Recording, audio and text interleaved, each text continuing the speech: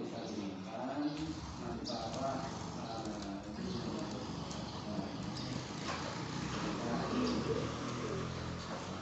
guru yang mengajar sesuai dengan tadi dan yang kelayakannya. Nah, jadi kalau di sini kurikulum ajaran SP, data SP ada. Jadi harusnya dipisahin pada saat analisa itu dokumen KTSP 100% misalkan. Ya, kalau 100% nanti di sini kalau tidak akan keluar kegiatan seluruh kemudian sekolah memahami KTSP. Nah, misalkan ya sudah nggak semua teman-teman dianalisa itu, jadi ada 100% berarti keinginannya atau standar nasional. Nah di SMP 2 sulur itu misalkan baru 70%, sehingga ada gap 30%, baru nanti muncul kegiatan untuk memenuhi yang 30%. Oke, sudah nanti kita bahas bareng-bareng. Mana saya kalau sejarah awalnya saya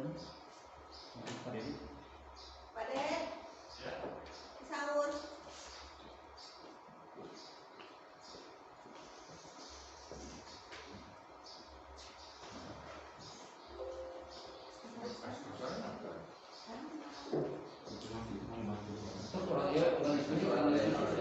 Diskusi.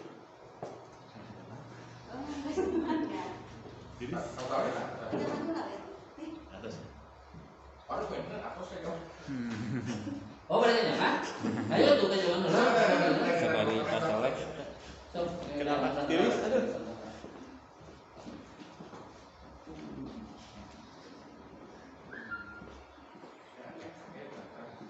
Ini RKT, ini RKJM. Terus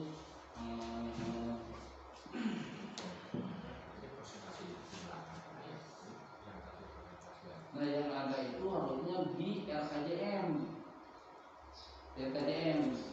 Kalau RKT nanti tinggal program kegiatannya per tahunan gitu. Kalau di jadi sistemnya gini ya, sambil riset ya, yang namanya manajerial sekolah itu hal yang paling pokok satu RKJM, RKT gitu ya, yang di bawah di belakangnya di RKT itu ada RKAS, yang ketiga kurikulum sekolah. Cuma itu kan dokumen manajerial di sekolah ini. Nah RKJM ini biasanya dibuatnya dalam jangka 4 tahun sesuai dengan periode sekolah, kepala sekolah. Tetapi tidak mesti terserah sebenarnya, karena bisa dibuat di ketika datang kepala sekolah atau nanti gitu, itu kan tidak mesti pada saat itu dibuat. Nah RKJM ini merupakan big design bagi sebuah sekolah. Sekolah itu mau dibawa kemana? Nah, oleh pimpinan itu adanya di sini gitu. Makanya yang perlu kita pahami bersama bagi kita itu di dalam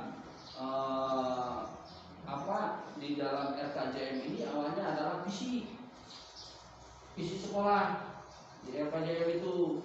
Jadi visi sekolahnya itu seperti apa gitu. Nah di sini visinya SMP 2 kan visinya kan apa?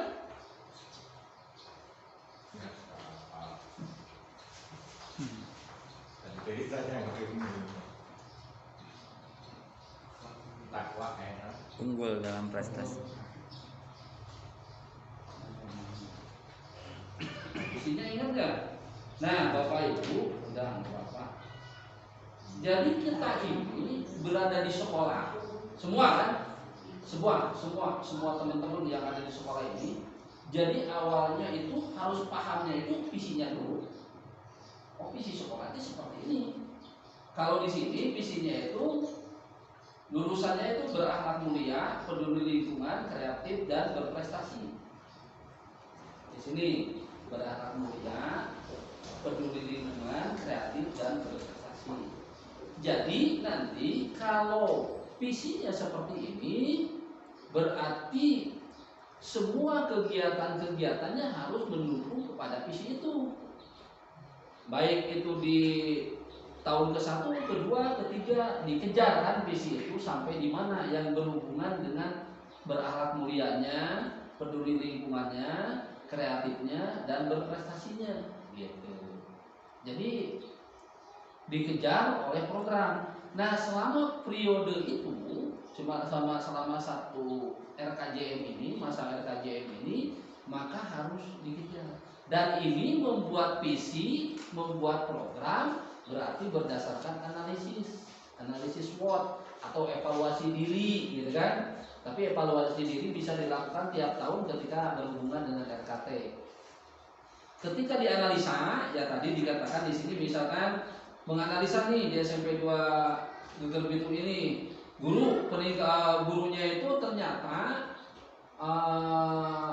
dalam memahami misalkan administrasi pembelajarannya atau memahami ininya ada berbeda misalkan, atau gini, guru di SMP 2 ini yang kalau keinginan standar nasional adalah 1 S1, 2 tersertifikasi gitu kan, latar belakangnya sesuai dan seterusnya.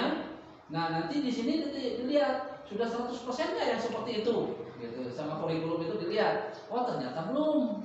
Kalau belum berarti ada gap. Kalau kan dikatakan yang namanya standar nasional itu dinilainya 100, kalau di SMP 2 Geger Bitung itu misalkan baru 80%, ini belum semua guru S1 misalkan, atau belum semua guru punya sertifikasi gitu. Berarti kan ada kurang. Nah, gap ini harus diperbaiki. Waduh Pak, kalau perbaikan ya itu kan sistem perbaikannya, bisa dengan mengusulkan, bisa dengan meminta gitu dan lain sebagainya. Bagi kita kalau misalkan itu tidak bisa dilakukan oleh sekolah, berarti urusan dinas pendidikan. Nah, sekarang yang berurusan dengan sekolah, saya ambil contoh misalkan lulusan anak yang yang kreatif itu yang seperti apa, yang berakhlak mulia itu seperti apa. Nah, nanti dilihat tahun ke-1 udah ketemu atau udah sampai belum ya akhlak mulianya, udah sampai belum kreatifnya, udah sampai belum. Nah, yang berprestasinya, kalau tidak sampai berarti dievaluasi, nanti dituangkan di dalam RKT berikutnya gitu. Itu cara keseluruhan, termasuk sarana. Misalkan sarana, air ini enggak ngalir, berarti harus diperbaiki. Apanya? Tahun ke-1 perbaikan apa, tahun kedua perbaikan apa gitu. Nah, kalau di sini kan udah ngalir, ya itu mah contoh. Apa saja yang menurut Bapak Ibu di sekolah ini perlu kan ada yang berhubungan dengan standar isi, standar proses, standar urusan, standar sarana, standar teknik, semuanya itu harus dipahami oleh kita yang ada di sekolah ini. Nggak bisa oleh satu orang gitu. Sehingga nanti pengejarannya jelas. Siapapun orang yang datang nanti akan mengejar ke tujuan itu gitu. Nah, di sini sudah ada RKJM-nya udah ada. Nah, tinggal nanti Bapak Ibu sinkronisasi antara RKJM dengan RKT gitu. Karena apa? Karena RKT adalah split atau bagian daripada RKJM per tahunan. Kalau di RKJM tentang kurikulum tentang misalkan KTSP, di RKJM-nya tahun pertama analisanya dari standar isinya kayak KTSP itu di sininya juga sama gitu. Cuma kalau di RKJM sifatnya gelondongan, kalau di sini di RKJM sudah ada peningkatan mutu guru, betul, itu udah betul. Nah, di sininya di RKT-nya peningkatan mutu gurunya yang mana? Nah, peningkatan mutu guru di administrasi pendidikan, peningkatan mutu guru di pembelajarannya, peningkatan mutu guru di penilaian pembelajarannya, peningkatan mutu guru dalam pengembangan media pembelajaran, ya, gitu kan? Jadi nanti ada pekerjaan yang dilakukan oleh kepemimpinan sekolah ini untuk memperbaiki guru setiap tahunnya. Jadi nanti dibagi, administrasi misalkan tahun ke-1, sekarang tahun keduanya pelatihan ini, tahun ketiganya pelatihan ini. Kalau di RKT itu udah bersifatnya pelatihan, gitu kan? Pelatihan anu, gitu, udah jelas. Kalau di sini peningkatan mutu guru, gitu kan? Nah, itu di sini udah ada. Udah cuma mungkin penempatannya aja lah ya. Jadi tinggal dibagi-bagi, oh mana sih yang masuk di standar isi, mana yang masuk di standar proses, mana yang di standar guru tidik pendidik dan lain sebagainya. Nanti kalau sudah di RKT berarti kan pelatih, misalkan yang pertama ini atau tahun kedua ini pelatihan peningkatan mutu guru dalam proses pembelajaran. Apakah itu cara penguasaan kelas, apakah model-modelnya, lalu keluarlah RKAS gitu. Di RKT masih ada nih keluar nilai nominal 1 juta misalkan. Di RKAS itu beda, ada habis pakai, ada jasa, ada dan lain sebagainya gitu. Sehingga nanti pekerjaannya jelas Bapak Ibu. Ya enggak? Kebayang ya? Nah, ini yang RKJM berarti big design-nya dipikirkannya 4 tahun sekali. Kalau yang RKT berarti tiap tahun, di akhir tahun itu sudah siap-siap gitu. Plus dengan kurikulum yang tiap tahunan itu bareng-bareng, sehingga yang dikerjakannya apa? Jelas manajemennya gitu kan, manajemen sekolahnya. Jadi manajerial sekolahnya jelas. Nah, kenapa saya mengusulkan untuk oleh pengawas pembina dulu gitu untuk penilaian? Saya khawatir tidak ada kayak tadi kan tidak ada udah jeblok gitu. Kalau teman-teman yang beda bukan pengawas pembina kan mau berpikir ulang, tidak daya udah daya istilahnya. Tapi kalau oleh pengawas pembina kan beda. Kamu daya deh cek kepala sekolah tuh kan akan acan ngasih jadi salah kata rumah jadi salahnya salah abi pengawas pembina salahnya. Nah gitu, jadi semuanya salahnya di sana. Baik Bapak Ibu, tapi kalau sudah sekarang ini tahun depan itu tidak bisa, udah mulai gitu kan, udah mulai. Nah mungkin Bapak Ibu nanti mendengar dari teman-teman guru yang lain, oh di Abimah penilaian kinerjanya udah saklek, di Abimah beda-beda, karena perasaan pengawas pun beda-beda, gitu. Beda-beda Pak. Jadi kalau saya tidak tega, gitu, tidak bisa lah, gitu, tidak bisa. Apalagi yang memegang 2 sekolah yang kayak gitu, enggak lah. Saya punya perasaan gitu. Wah ini nggak bisa harus karena saya melihat kalau saya kan telah melakukan penilaian kinerjanya telat. Kalau orang lain ada yang sebelum surat keluar sudah mulai jalan. Saya melihat di kantor ini ada yang tapi perbaikan lagi. Saya nggak mau seperti itu.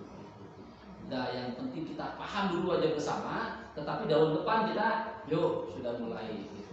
Nah akhirnya apa? Di sekolah itu punya sistem yang jelas kan. Oh RKT tahun ini pekerjaan saya sebagai humas ini pekerjaan saya sebagai kurikulum ini pekerjaan saya sebagai sarana ini jelas gitu, berapa biayanya berapa ininya gitu, bagaimana cara ini. Nah cuma mungkin Bapak Ibu nanti konsepnya karena sekarang ini serba online nantinya, nah itu juga harus dalam program itu ya Bapak Ibu lah yang harus bisa bagaimana secara spesifiknya gitu. Tapi saya hanya menggambarkan Bapak Ibu tetap di sekolah itu harus punya sistem yang jelas gitu. Harus punya sistem yang jelas sehingga siapapun orangnya yang datang yang keluar nanti itu sekolahnya akan tetap mengarah kepada visi semua gitu. Karena kan sekarang ini nggak mungkin kan ini dia terus Bima Pomi harus betah dia tiap hari cenah gitu. Malah berarti udah ada dalam hatinya pingin ke sana, pingin ke sini gitu dan lain sebagainya gitu kan, macam-macam. Karena guru-guru nagih jadi anu dilihatnya dilapor-laporkan. Ini sebarang angkat sorangan, Pak. Itu bisa nahan aja. Mereka mah ditahan oke baru aja loh. Ditahan baru aja. Nah, artinya kenapa ketika saya baik di sini maupun di mana, saya jarang untuk mau pindah. Kecuali saya ke SMP 1 Surabaya ke Ibu Hajah Neneng. Saya udah jangan Ibu Neneng, jadi Ibu siapa? Bu Aik. 2 orang itu sudah saya tawari. Kenapa? Karena dia itu berantau di gudang. dari Cianjur satu, dari Cibadak satu di dunia, tapi tiap hari hadir, tiap jamnya hadir. Bahkan dia pas pernah mau cenah Pak Obi pas ngomong kita buru-buru nggak ada di KW terjadi pokoknya mereka kita pensiun kayak gitu.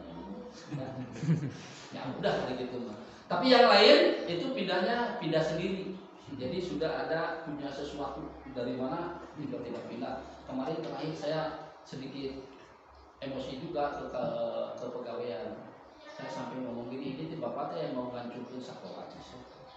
Wah untuk itu Robi. Aku udah gini, tudahnya banyak lah. Tudahnya. Tapi saya dia udah lama mati, saya juga paham pasti ada yang lebih tinggi dari dirinya. Nah itu bapak ibu bayangkan aja. Nanti kalau bapak ibu di sekolah di sini sekarang kan sudah bagus, sudah harmonis, punya sistem gitu. Tiba-tiba dia nanti ketika misalkan siapa aja bapak mungkin misalkan berangkat ke mana, tiba-tiba ayam lagi udah hancur sekolah teh sedih ya. Coba misalkan udah bersih seperti ini nih, udah kelas ini udah bersih. Saya masih ingat waktu pertama saya jadi pengawas ini ke sini, saya masih ingat kondisi sekelasnya ini seperti apa, saya udah masih ingat. Ketika keramiknya juga ini masih ingat ya. Gitu. Ketika yang runtuh itu yang sebelah sini juga masih ingat. Nah sekarang kan ada pengembangan siapapun orangnya itu. Sekarang misalkan nanti suatu saat kamu pas tiba-tiba sekolah semakin lama bukan semakin bagus, tapi semakin sedih nggak kayaknya, sedih lah semua juga. Nah Bapak Ibu, untuk meningkatkan konsep ini sesuai dengan filosofi kajian Dewan Kolose kan dari Bapak Ibu di sini apa yang terbaik menurut Bapak Ibu.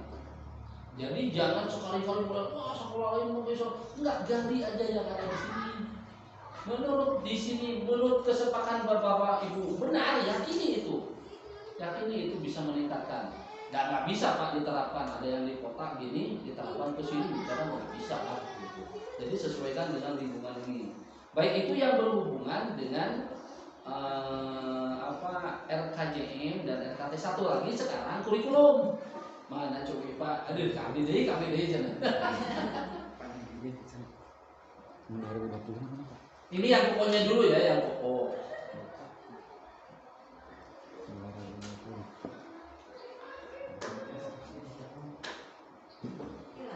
Tadi dicecepong ke mana ayeuna? Kebios lah hari hilap kurikulum atau menghilap ke istri doa. Di dia mah ngeliat. Oh. Kurikulum mana? Era tuh kurikulum naon, Pak? Nah, 13. Kurikulum 13 atau kurikulum apa sekarang? Kurikulum 13. Kurikulum darurat. Komin darurat kan? Yang ini strukturnya yang darurat itu. Yang darurat mana? Ada di sini.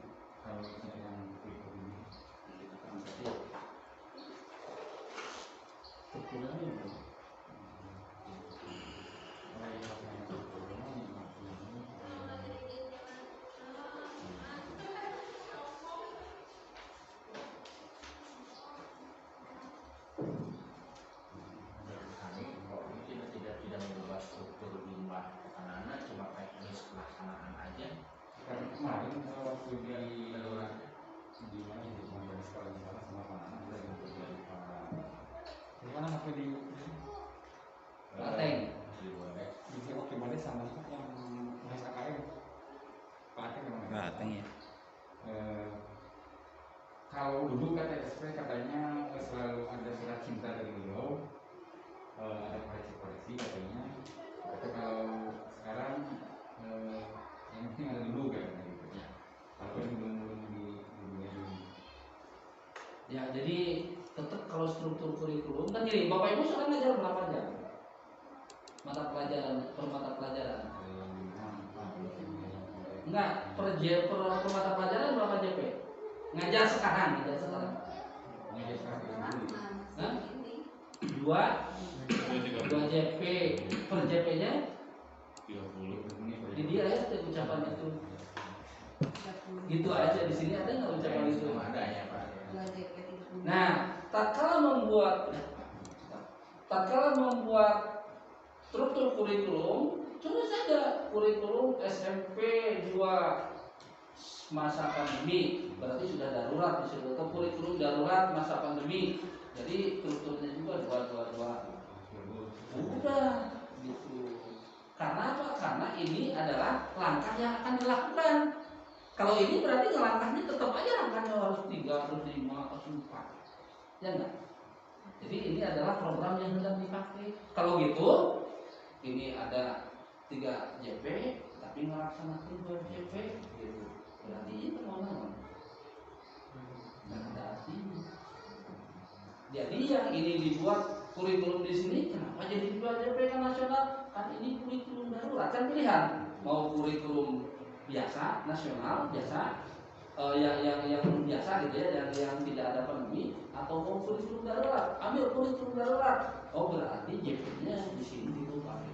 Apa ini mah untuk ini aja, untuk pengetahuan kita lah, gitu. Kalau yang sudah ya nggak apa-apa, gitu. Bisa dulu di mana di belakangnya apa ya? Ya mau besar ke muatan kurikulumnya yang biasa, kalau darurat. Kalau dalam rumah tidak ada saya kan Baru ada. Jadi bukan disandingkan lagi lampiran, tapi sudah inilah kurikulum darurat. Udah jelas. Ini adalah kurikulum darurat gitu. Jadi nggak bisa ini adalah kurikulum darurat. Siapapun orang yang akan melihat pasti seperti itu. Oh cina JP dilampirin di belakangnya, ya terserah ya. Pokoknya ini adalah kurikulum darurat yang JP-nya sekian gitu. Jadi kalau sudah JP-nya rubah jadi 2, nggak bisa tetap kembali lagi. Karena yang dilihatnya adalah masa sekarang ini ngajarnya berapa gitu. Nggak apa-apa lah, itu hanya diskusi aja. Karena sekarang ini banyak yang overlap juga gitu, overlap di pengawasan dengan struktural juga ada. Kalau sudah struktural ya diam aja lah di kantor gitu. Nah, pengawas kan bilangnya gitu. Kalau sudah struktural diam aja di kantor gitu.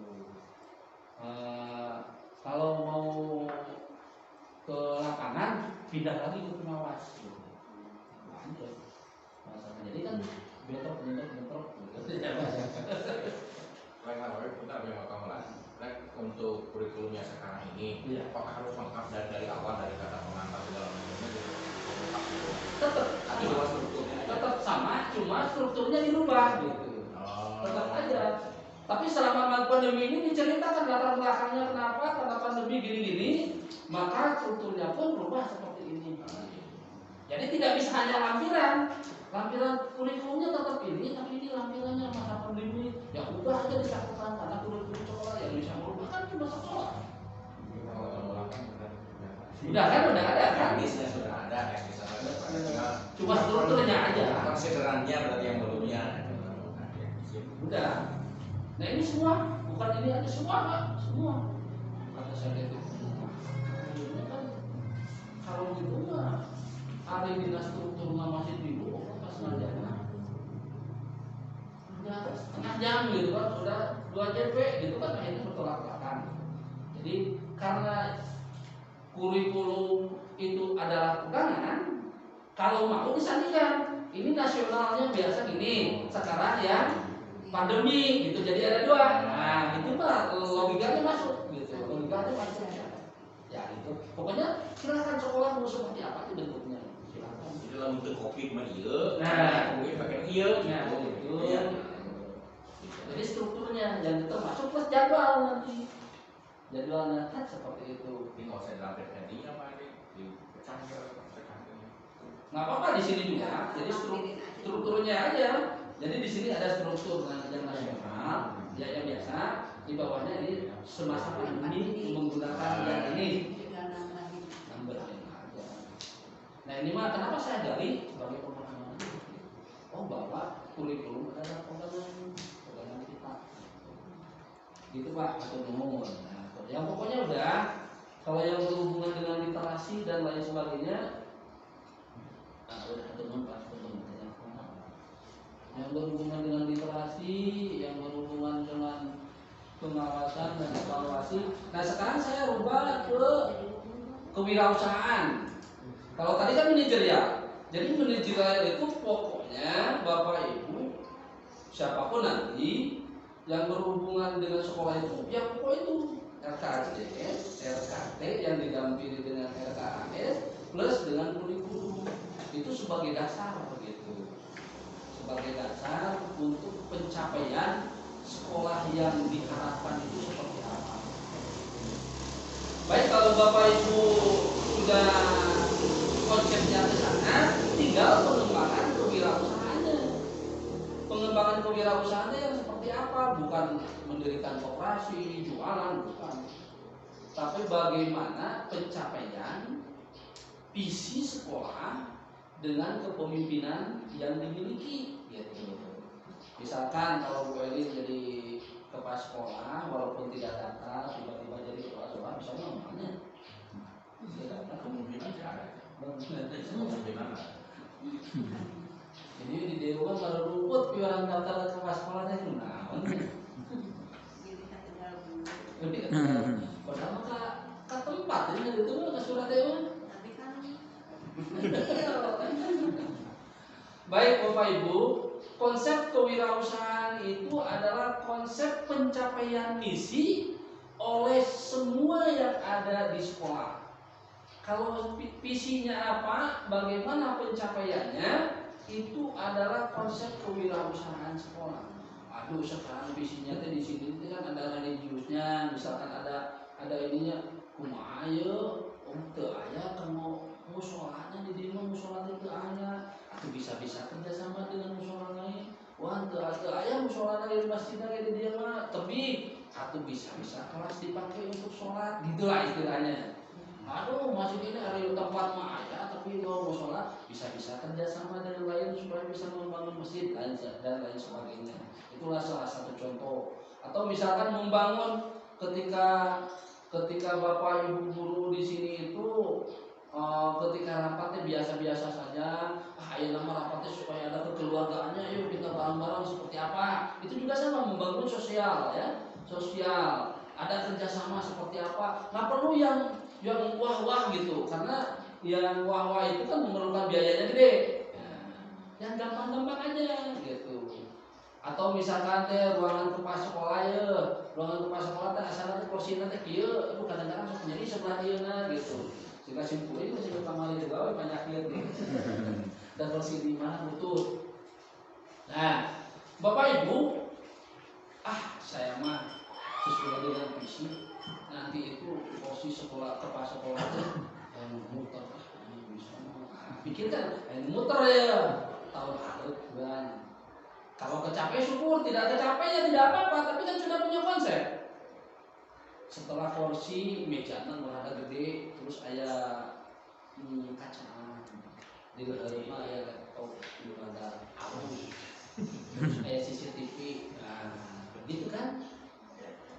Nah, tahun berikutnya saya pilih di ruang kepala sekolah ada enggak lah, ada ruang rapat, gitu kan? Ada ruang rapat di ruang kepala sekolah. Lebih mana gitu. Di ruang kepala sekolah ada kayak kulkas, ada kayak itu konsep kewirausahaan gitu untuk memajukan. Atau ruangan guru teh mau ditata seperti ini, tata seperti ini. Ada biayanya gitu, atau diputar-putar tambah kursi dan kan sama aja gitu. Sama ini harus dipunya oleh kita.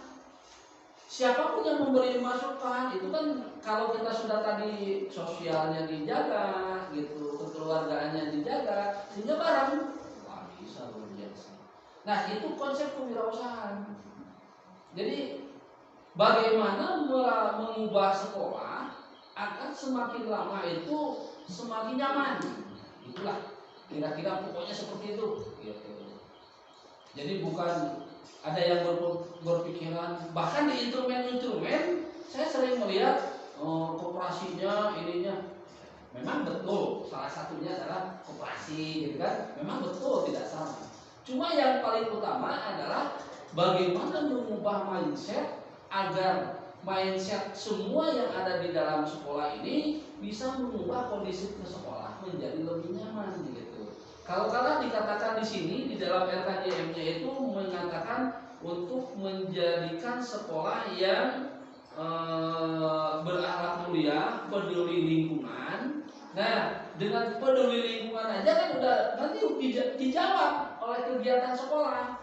Contohnya, misalkan kalau peduli lingkungan di sini harus sudah ada tempat sampah organik, anorganik, lalu tempat pencacah sampah, misalkan. Terus di sini menumbuhkan ada bagaimana cara pembuatan pupuk. Itu kalau peduli lingkungan sudah mengarah ke sana, gitu kan? Salah satunya. Atau di sini yang berhubungan dengan kreatif anak. Ini salah satunya nih. Ini yang dilakukan. Ini adalah kreativitas anak. Terus kalau bisa ada ruangan kreativitas. Apakah itu berbentuk produk, gitu? Apakah itu berbentuknya imajinasi? Apa saja yang berbentuk kreatif, gitu. Kenapa ada yang kayak gini? Karena visi kami seperti ini, gitu. Jadi nanti akan berbeda sekolah satu dengan sekolah yang lain. Nah, itu konsep kewirausahaannya, sehingga pengembangannya bahkan di SMP 3 lebih Sadeng, SMP 3 lebih Liang itu kepala guru penggeraknya Pak Isnaini itu